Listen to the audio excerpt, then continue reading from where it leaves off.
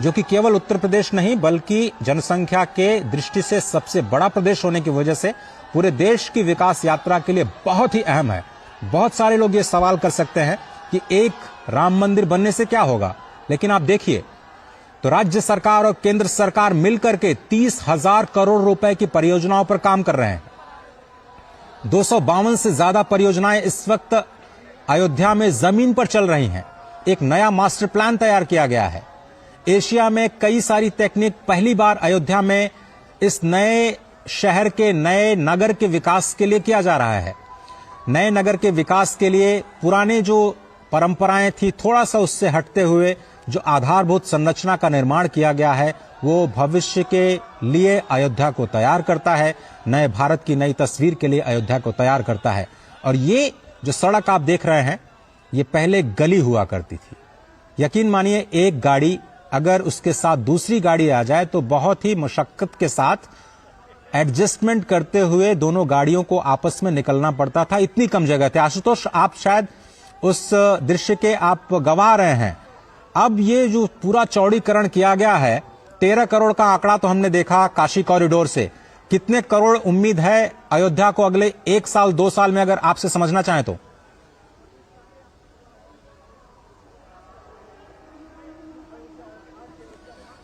चलिए आशुतोष से हम संपर्क करने की कोशिश करेंगे। जी जी जी जी अजय, तो पहले मैं आपको बताना चाहूंगा कि जो भौतिक वातावरण है वो सुविधा भक्तों को प्रदान करता है, लेकिन आकर्षण जो है निश्चित की होती है, उस जगह की होती है, उस देवता की है जो सबको आकर्षित करता है, जो अपने पथ पे अपने मार्ग पर चलाने के लिए लोगों को प्रेरित करता है।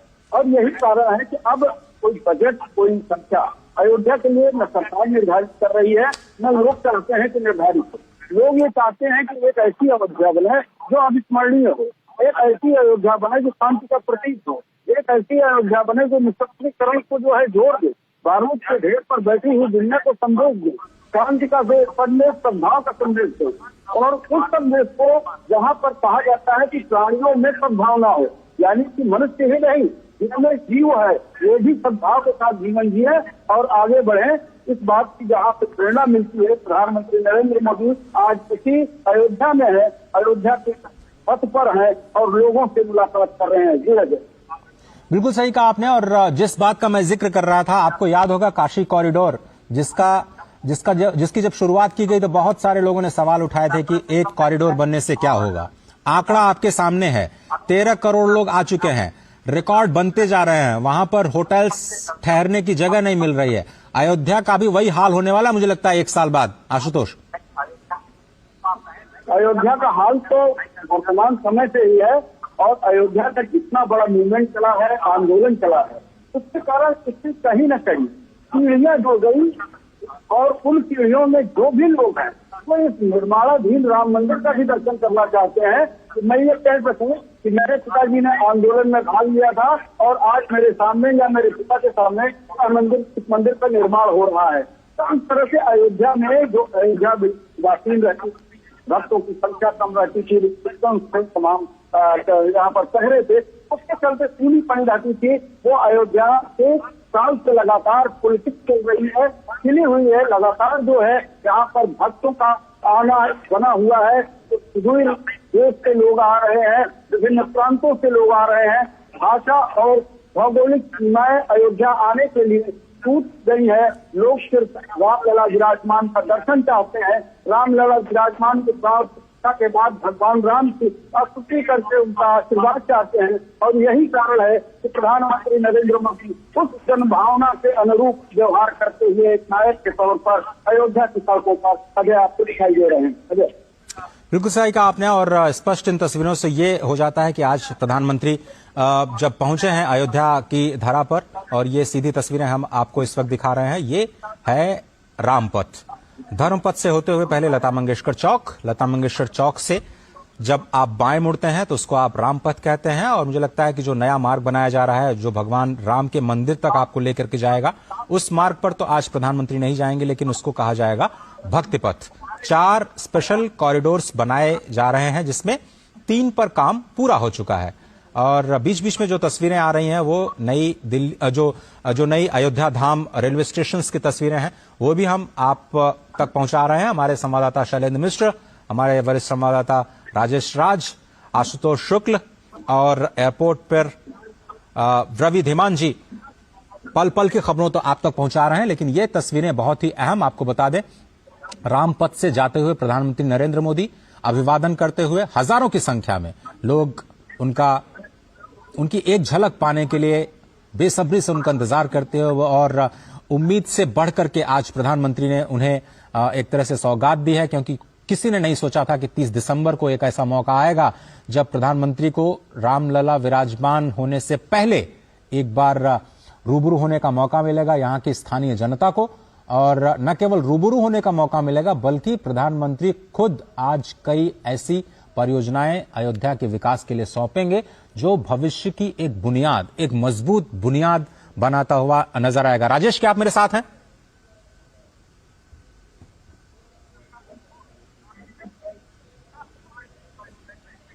राजेश या शैलेंद्र, क्या आप में से कोई मुझे सुन पा रहा है? हाँ, मैं अजय जी आपकी आवाज सुन रहा हूँ। राजेश जी, बहुत धन्यवाद आपका। एक बार फिर से इस यात्रा को हम आपके साथ आगे बढ़ाते हैं। आशुतोष जी भी हमारे साथ बने हुए हैं। इस वक्त जो यात्रा है वो रामपथ की है और आपने कहा कि मां जानकी की जो धरती है, भक्ति नगरी, वहां से जोड़ते हुए अमृत ट्रेन चलने वाली है और आपने तो उस ट्रेन में सफर भी किया है। कितनी बदलेगी दुनिया तीर्थयात्रियों की? देखिए, बिल्कुल आपने सही कहा कि भगवान श्री राम की जो जन्मभूमि है अयोध्या, यह करोड़ों जो लोग हैं हिंदुस्तान के, जो राम में आस्था रखने वाले लोग हैं, उनकी कहीं ना कहीं एक बड़ी तीर्थस्थली है। और यहाँ पर दक्षिण भारत के जो लोग हैं उनका भी सालों भर आगमन होता रहता है। तो सिर्फ अयोध्या जो है कोई बिहार और उत्तर प्रदेश नहीं, बल्कि पूरब, पश्चिम, उत्तर, दक्षिण। आपने रंगनाथ की याद दिला दी हमें राजेश राज जी। और सही कहा आपने कि बैंगलोर से भी तो जुड़ रहे हैं हम लोग नई ट्रेन के जरिए। बहुत जल्दी विश्वेश्वरैया टर्मिनल से अयोध्या को जोड़ते हुए नई ट्रेन वहां से भी चलने वाली है। बिल्कुल, आज जो 2 अमृत भारत ट्रेन का परिचालन हो रहा है अजय, उसमें अयोध्या से एक दरभंगा और दूसरी जो ट्रेन है वो मालदा टाउन और बेंगलोर के बीच जो है वो अमृत भारत का परिचालन हो रहा है। और आने वाले दिनों में ये उम्मीद की जा रही है कि जैसे अयोध्या धाम रेलवे स्टेशन का कायाकल्प कर दिया गया, रात जब रेल मंत्री अश्विनी वैष्णव का मैंने इंटरव्यू किया था तो अश्विनी वैष्णव ने यही कहा कि आज इसकी कैपेसिटी 20,000 है, लेकिन आने वाले दिनों में 1 लाख लोगों के आवाजाही की कैपेसिटी बनाने की क्षमता हम अयोध्या धाम रेलवे स्टेशन पर रखेंगे। और स्टेशन के सबसे ऊपरी हिस्से पर जाकर के जब हमने देखा तो एक रूफ जो है वो तैयार किया गया है, जिस पर भी मुसाफिर आकर के बैठने का काम करेंगे। रूफ लॉन्ज उसको कहा जाएगा और वो एक बेहद खूबसूरत नजारा प्रस्तुत कर रहा है। तो कुल मिलाकर हम देख सकते हैं कि जब यहाँ पर अयोध्या जो लोग आएंगे तीर्थाटन करने के लिए और उनकी हसरत होगी कि माता जानकी की भूमि सीतामढ़ी हम जाएं और सीतामढ़ी से फिर जो रामचंद्र जी का जो ससुराल है जनकपुर, वहां तक की यात्रा करें, तो कहीं न कहीं राजा दशरथ और राजा जनक की जो दोनों नगरी है वो नगरी दोनों अपने को एक दूसरे को एसोसिएट करेंगे, संबद्ध करेंगे। और जो यहाँ तीर्थाटन करने वाले लोग हैं राजेश जी, जब भगवान राम की वर यात्रा श्री अयोध्या धाम से निकली जनकपुर पहुंचने के लिए तो कई सारे दिन लग गए, क्योंकि उस वक्त तो रोज लोग पैदल चला करते थे, रथ के द्वारा चला करते थे। लेकिन आज जो यात्रा है विकास की इस नए परिवेश में, आधुनिक परिवेश में, समय की जो सीमा है बहुत कम हो जाएगी। ये जो अमृत ट्रेन आप बता रहे हैं, कितना समय लगेगा पहुंचने में मां जानकी की धरती से भगवान राम के अयोध्या धाम तक? देखिए, अयोध्या धाम जो ट्रेन अभी इनॉग्रल जो ट्रेन है, जिस ट्रेन में मैं सफर करूंगा, गोरखपुर तक हम बाबा गोरखनाथ की धरती तक हम जाएंगे। तो गोरखपुर तक हम 2-2:30 बजे के आसपास पहुंचेंगे और यह ट्रेन दरभंगा आज रात तकरीबन 12 बजे के आसपास जो है, ये 12 बजे के आसपास, 12 बजे से के ऊपर जो है ये ट्रेन पहुंच जाएगी। और उससे पहले जो है सीतामढ़ी जो है माता जानकी की जो धरती, वहां ट्रेन पहुंचेगी। जनकपुर मतलब कमोबेश 10-12 घंटे का आप सफर कह रहे हैं कि 10-12 घंटे में आप आराम से वहां से जनकपुर से अयोध्या धाम पहुंच सकते हैं। चलिए, सबसे बड़ी बात है अजय कि जो ट्रेन है, ये ट्रेन फुल्ली जो है नॉन एसी ट्रेन है। और जो पहले सवारी गाड़ियां चलती थी उन सवारी गाड़ियों को इतना अपग्रेड किया गया है कि इसकी जो सीटें हैं, बाथरूम्स हैं, या जो तमाम जो सुविधाएं इसमें दी गई हैं बहुत अत्याधुनिक है।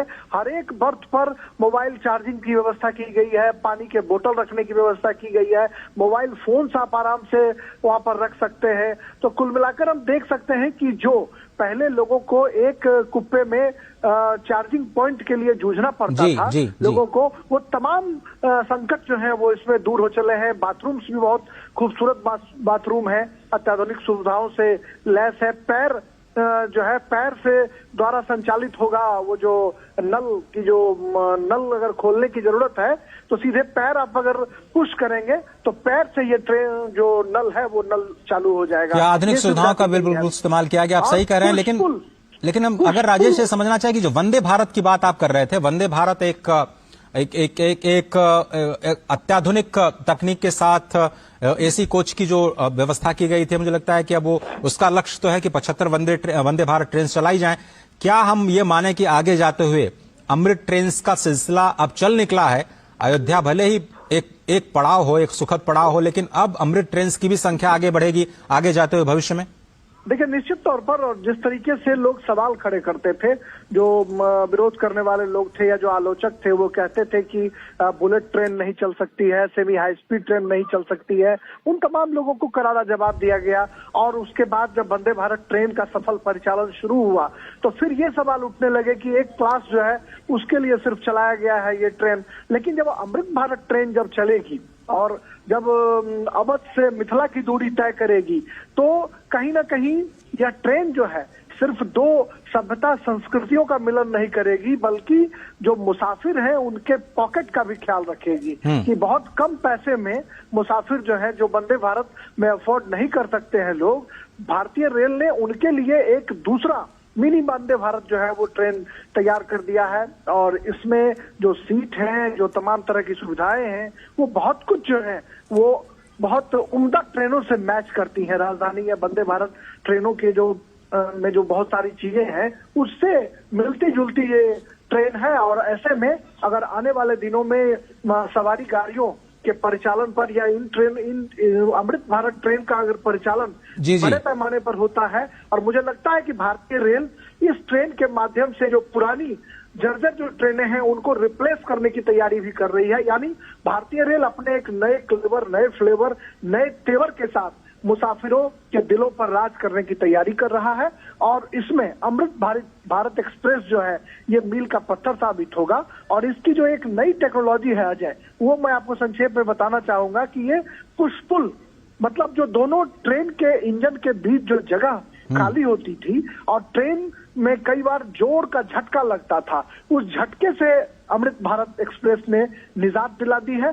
दोनों बॉगियों के बीच में जो गैप था उस गैप को खत्म कर दिया गया है और ये ट्रेन जो है एक दूसरे बॉगी को आराम से कनेक्ट कर रहा है, न सिर्फ टहल कर जाने के लिए बल्कि बॉगियों के बीच में कोई गैप नहीं है जिससे ठीक है राजेश जी, जो है वो नहीं लगता। जैसे ही रेलवे स्टेशन पर प्रधानमंत्री पहुंचेंगे और लोकार्पण करेंगे, हम और भी आपसे बात करेंगे अमृत ट्रेन की खूबियों के बारे में और कैसे ये एक नए मील का पत्थर साबित हो सकता है भारतीय रेलवेज के लिए। लेकिन इस वक्त जो आप तस्वीरें देख रहे हैं, बहुत ही अद्भुत, अलौकिक, आधुनिक अयोध्या की जो तस्वीरें हैं आप अपनी स्क्रीन पर देख रहे हैं।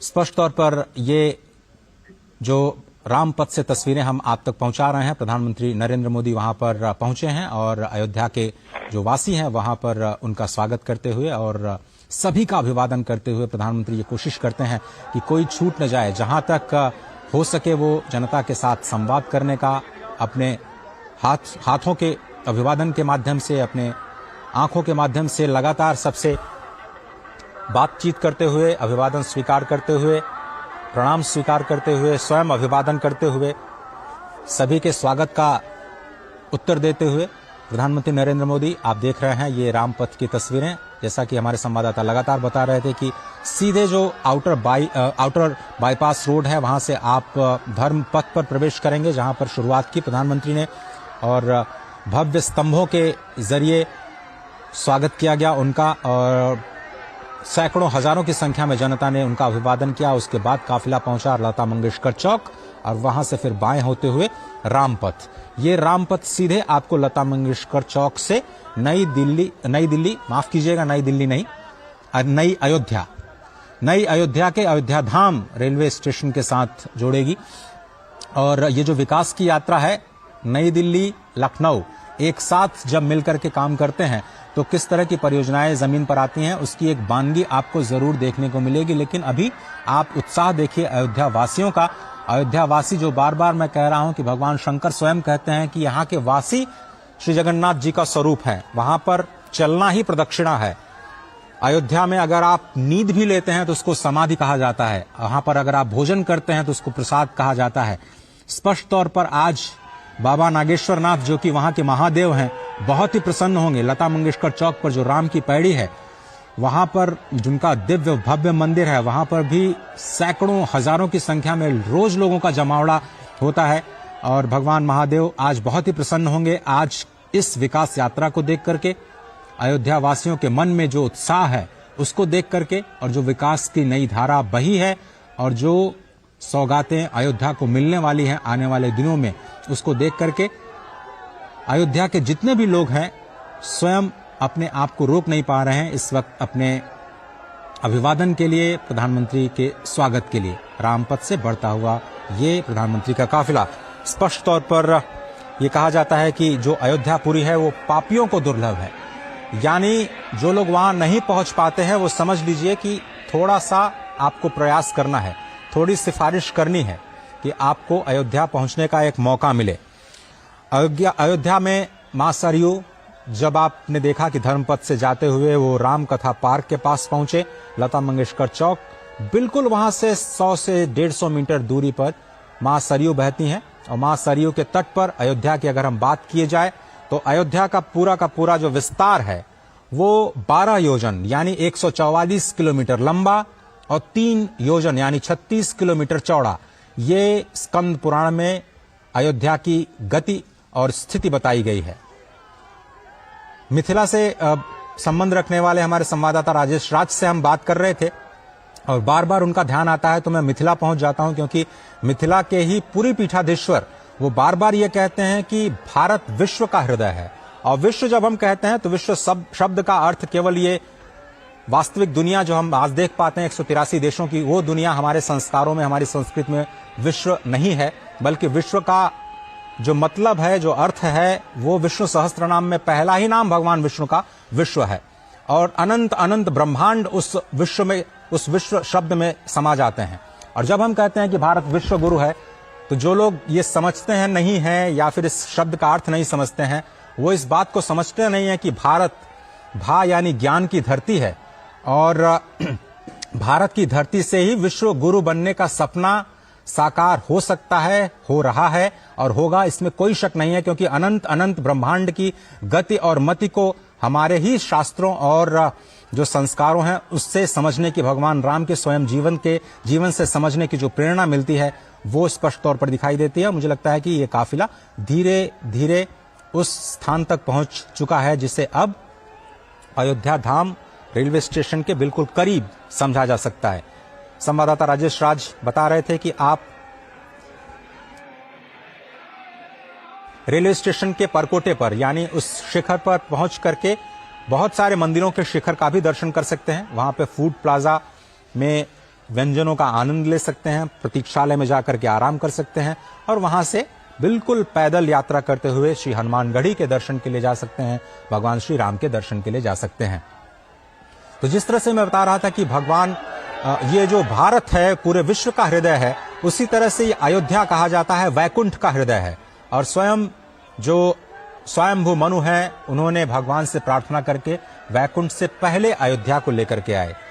लेकिन जब अयोध्या यहां पहुंची तो इस धरा में, इस धरती में उतनी सामर्थ्य नहीं थी कि इस नगरी को अपने ऊपर स्थापित कर पाए। भगवान शंकर की नगरी काशी जिस तरह से उनके त्रिशूल पे बसी है, तो भगवान विष्णु को अपने चक्र को पहले भेजना पड़ा इस अद्भुत अलौकिक नगरी को स्थान देने के लिए।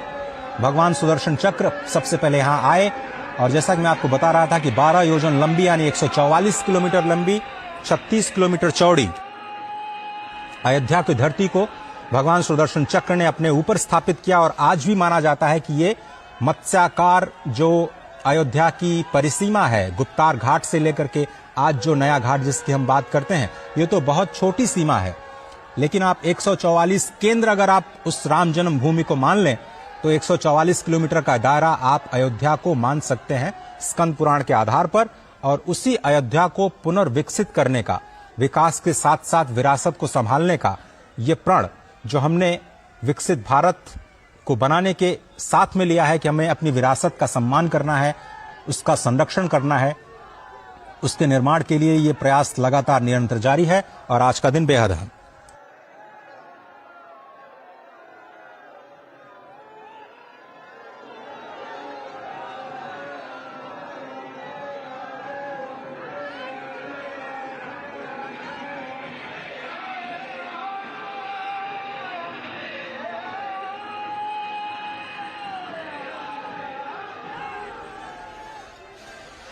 हमारे संवाददाता शैलेंद्र मिश्र, राजेश राज और आशुतोष शुक्ल लगातार स्थिति पर नजर बनाए हुए हैं। इस भव्य और दिव्य यात्रा के गवाह ये तीनों ही संवाददाता इस वक्त अयोध्या की धरती पर खुद मौजूद। और जिस तरह से हम ये लगातार कह रहे हैं कि आपका बहुत पुण्य होना चाहिए अयोध्या की धरती पर कदम भी रखने के लिए, मां सरयू के दर्शन करने के लिए, इन संतों के दर्शन करने के लिए। लेकिन आज एक विकास की यात्रा लोग इस वक्त धर्मपथ से होते हुए रामपथ के जरिए प्रधानमंत्री को स्वयं देख रहे हैं। 11,000 करोड़ रुपए से ज्यादा की परियोजनाएं आज राष्ट्र को समर्पित की जानी हैं। कुछ पुरानी परियोजनाएं राष्ट्र को समर्पित की जाएंगी, कुछ नई परियोजनाएं उनका शिलान्यास किया जाएगा और क्या कुछ दिशा स्वयं प्रधानमंत्री मोदी के मन में है यहां की विकास की यात्रा को लेकर के, उसको आज देश के सामने रखा जाएगा जब वो आज करीब 1:30 बजे 2 बजे यहां के जो निवासी हैं उनसे मुखातिब होंगे। नए एयरपोर्ट का टर्मिनल बनकर के तैयार हो गया है। एयरपोर्ट अथॉरिटी ऑफ इंडिया के लिए भी बहुत ही अद्भुत क्षण, एविएशन मिनिस्ट्री के लिए भी बहुत ही चैलेंजिंग टास्क, 1.5 साल 2 साल में इस पूरे टर्मिनल बिल्डिंग को खड़ा करना। और जैसा कि हमारे संवाददाता बता रहे थे कि यह पहला फेज है रेलवे स्टेशन का, जिसे 5 गुना विस्तार दिया जाएगा। 20,000 यात्रियों की जो क्षमता है उसको बढ़ा करके 1 लाख यात्रियों तक करने की योजना सरकार की बन चुकी है, रेलवेज की बन चुकी है। उसी तरह से एविएशन मंत्रालय की जो योजना है वो मौजूदा टर्मिनल के पहले फेज को जब दूसरे फेज में विस्तार दिया जाएगा तो उसका आकार 10 गुना करने की है। आप ये समझिए कि हर रोज 1 से 1.5 लाख लोग अयोध्या की धरती पर आएंगे रामलला के दर्शन करने के लिए। इतनी बड़ी संख्या में लोगों का स्वागत करना, लोगों की रहने की व्यवस्था करना, लोगों के जो मूलभूत सुविधाएं हैं, पानी की, ठहरने की, रहने की, भोजन की, प्रसाद की, जो स्वच्छता के कार्यक्रम किए जाने हैं उसकी, उन सब की व्यवस्था करना यहाँ के अयोध्या नगर निगम के लिए कितनी बड़ी चुनौती रहा होगा। लेकिन इसको नई अयोध्या के निर्माण में इन सभी कारकों का ख्याल रखा जा रहा है। स्पष्ट तौर पर जो नई अयोध्या का निर्माण किया जा रहा है उसमें डेडिकेटेड जो सीवर लाइन है, उसके साथ साथ जो ग्रीन टर्मिनल्स या ग्रीन जो टेक्नोलॉजी का इस्तेमाल किया जा रहा है कि कम से कम पॉल्यूशन के साथ में, कम से कम प्रदूषण के साथ में जो निर्माण कार्य हैं उसको अंजाम दिया जाए। बिल्डिंग्स जो बनाई जा रही हैं, चाहे वो रेलवे स्टेशन की बिल्डिंग हो या फिर एयरपोर्ट टर्मिनल की बिल्डिंग हो, उसको कैसे ग्रीन टेक्नोलॉजी के जरिए, नई हरित टेक्नोलॉजी के जरिए कम से कम प्रदूषण के साथ बनाया जाए, कम से कम समय में बनाया जाए, ये एक इसका ख्याल रखने की पूरी कोशिश की गई। और लगातार फिर से हम वही आपको समझाने की कोशिश, बताने की कोशिश कि कैसे भारत विरासत को और विकास को एक साथ लेकर के चलने का भरसक प्रयास कर रहा है। और ये अयोध्या की धरती से अब जो नई विकास की यात्रा निकली है वो देश को विकसित बनाने में एक महत्वपूर्ण भूमिका अदा करेगी, इसमें कोई दो राय नहीं। क्योंकि अब जनता, खास तौर पर युवाओं का जो आकर्षण है इन नई आधारभूत संरचनाओं के जरिए, जो पूरी दुनिया को आकृष्ट करने का, भगवान राम के धाम में आकृष्ट करने का जो प्रयास, उसकी शुरुआत हुई है, वो एक अनोखी पहल कही जा सकती है अयोध्या के विकास के लिए। आशुतोष शुक्ल, क्या आप मेरे साथ हैं? बिल्कुल अजय मैं सुन रहा हूं। तो इस विकास यात्रा को अब आपके जरिए हम आगे बढ़ाते हैं और समझने की कोशिश करते हैं कि ये जो यात्रा है, विकास की यात्रा, अब यहां से आगे और कौन से पड़ाव तय करने जा रही है? बिल्कुल आज है जिस तरीके से ये विकास की यात्रा है, इसका पड़ाव जो है वो इसका आखिरी कोई छोर नहीं होता है। विकास की यात्रा में अगर आप केवल मूलभूत सुविधाओं या संरचनाओं के विकास को विकास मानते हैं तो वह संपूर्ण विकास नहीं है। विकास में व्यक्तित्व का विकास, मानवता का विकास, समाज का विकास, निर्माण, ये सारी चीजें भी जुड़ती हैं। और यही कारण है कि जब सत्ता का निर्माण होता है, किसी देश का निर्माण होता है, तो उसके पीछे एक वैचारिक अवधारणा होती है और उसी वैचारिक अवधारणा को सामने रखते हुए कहीं न कहीं अयोध्या में जो विकास का कार्य चल रहा है या फिर राम मंदिर का निर्माण चल रहा है या जो यहाँ की धार्मिक आस्था लोगों में है, उसके अनुरूप जो है यहाँ पर लोगों को आर्थिक विकास और धार्मिक रूप से सजगता जो है, धर्म पथ पर चलने की जो प्रेरणा है, उस प्रेरणा के साथ जो है आर्थिक विकास में कहीं न कहीं भागीदारी हो, इसी कल्पना के साथ अयोध्या को विकसित किया जा रहा है। अजय, बिल्कुल सही कहा आपने। और धर्म पथ से लता मंगेशकर चौक से रेलवे स्टेशन की दूरी कितनी, आशुतोष जी? अगर आप पैदल चलते हैं तो तीर्थयात्रियों को कितना समय लग सकता है और वहां पर क्या क्या सुविधाएं हैं, अगर आपने जायजा लिया हो तो? देखिए, धर्म पथ से अगर लता मंगेशकर चौराहे की दूरी अगर हम रेलवे स्टेशन से हैं और अगर हम संपूर्ण परिधि की बात अगर करते हैं, संपूर्ण परिधि जिसमें जो है राम जन्मभूमि स्थान, हनुमान मंदिर, सड़क भवन या राम की पैड़ी या लता चौराहा और या फिर रेलवे स्टेशन, ये सारी चीजें जो है अयोध्या की कुल जवाब 5 किलोमीटर की परिधि में पूरी होती है। जो वॉकिंग डिस्टेंस होता है, आमतौर पर जो यहाँ पर धर्मार्थी आते हैं दर्शन करने के लिए, वो सरयू में स्नान करते हैं, पैदल हनुमानगढ़ी में दर्शन करते हैं, रामलला के दर्शन करते हैं और उसके बाद वो अपने स्थान कर जाते हैं। अयोध्या क्षेत्रफल में छोटी है लेकिन बहुत ही खूबसूरत ढंग से इसका डेवलपमेंट किया जा रहा है। जो कुछ भी इसकी भौतिक आधारभूत संरचना में विकास किया जा रहा है, वो अयोध्या की मूल अयोध्या की जो पौराणिकता थी उसको सुरक्षित रखते हुए अयोध्या के बाहर के इलाकों में की जा रही थी। जो रामचरितमानस में अयोध्या के बारे में वर्णन है या पुराने समय से अयोध्या चली आ रही है, समग्र जो है नगर निगम का और सरकार का, दोनों का यही है कि उस पौराणिकता आध्यात्मिकता के साथ जो है अयोध्या को जोड़े रखा जाए और साथ में निर्माण का काम होता रहे। मुझे थोड़ा सा अयोध्या नगर निगम के जो फोकस है उसके बारे में भी थोड़ा सा बताइए आशुतोष, की कैसे उन्होंने चुनौतियों का सामना करते हुए इस नई अयोध्या का निर्माण किया और कितना बदलाव आया है वहां के जो अयोध्या वासी हैं इस नए आधुनिक सुविधाएं आने के बाद? देखिए, अजय, वास्तव में आपको किया है कि बदलाव लाना एक बहुत बड़ी चुनौती होती है। जो व्यक्ति पीढ़ियों से अपने दुकान लगा करके और काम घाट पर बैठा था, वह एक साथ सज्जा दुकान में चला जाए, इसके लिए जो है समझा पाना ये भी एक बड़ी चीज होती है। और इसके लिए कहीं न कहीं सामाजिक रूप से जब लोगों का जुड़ाव होता है, चाहे वो नगर पालिका के महापौर हो या सरकार इन्हीं अपने प्रतिनिधि के माध्यम से जनता से बोलती है, अपनी मंशा व्यक्त करती है और धीरे धीरे जब स्थिति अयोध्या में शुरू हुई तो पहले लोगों को लगा कि उनका रोजगार चला जा सकता है, उनके आर्थिक जीवन में कमी आ सकती है।